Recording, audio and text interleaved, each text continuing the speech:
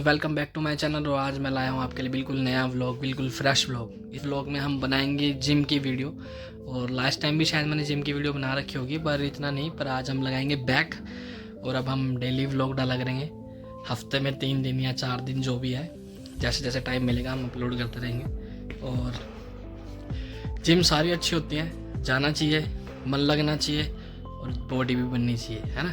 तो चलो शुरू करते हैं, चलते हैं जिम। खैर आओ यार, सैनिटाइजर के नशे करना बंद करो और शुरू करते हैं बिना किसी बकचोदी के।